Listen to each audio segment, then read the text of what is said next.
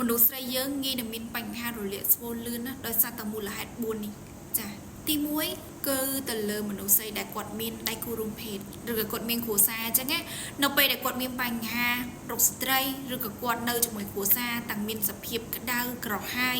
នៅជាមួយគ្នាតាំងអត់មានចំណងនៅជាមួយគ្នាតាំងមានសភាពស្ងួតអត់មានសំណើម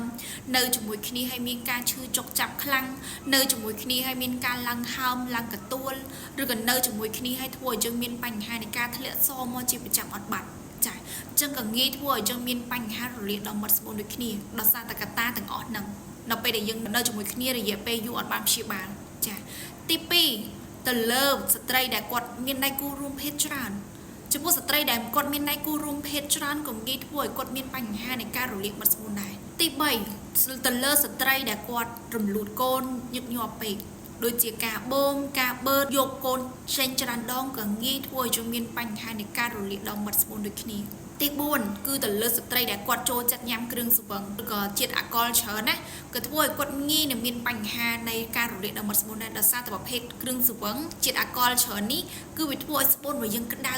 ហើយនៅពេលដែលយើងញ៉ាំស្រាច្រើនធ្វើឲ្យរាងកាយរបស់យើងខ្វះជាតិទឹក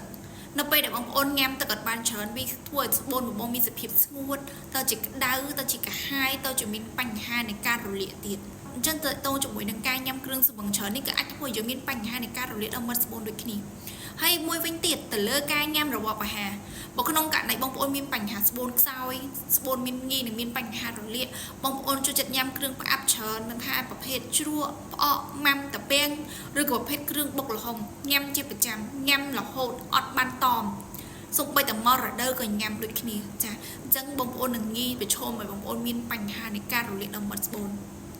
ហើយមកក្នុងករណីបងប្អូនមានបញ្ហារលាកដល់មាត់ស្បូនហើយអត់បានព្យាបាលឲ្យបានដោះស្រាយបានត្រឹមត្រូវទៀតអានឹងគឺបងប្អូននឹងមានបញ្ហាកាន់តែធ្ងន់ទៅជារ៉ាំរ៉ៃអាចងាយធ្វើឲ្យបងប្អូនទៅជាកោសិការរលាកងាយទៅជាលំបៅអាចកកើតទៅជាកោសិកាមហារីកបាន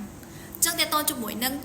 កត្តាទូចៗតែប៉ុណ្្នឹងទេក៏អាចធ្វើឲ្យយើងមានបញ្ហាធ្ងន់បានដែរបើក្នុងករណីយើងអត់ស្រឡាញ់សុខភាពអត់ថែទាំសុខភាពហើយនៅតែមានទម្លាប់បែបនេះជាប្រចាំទៀត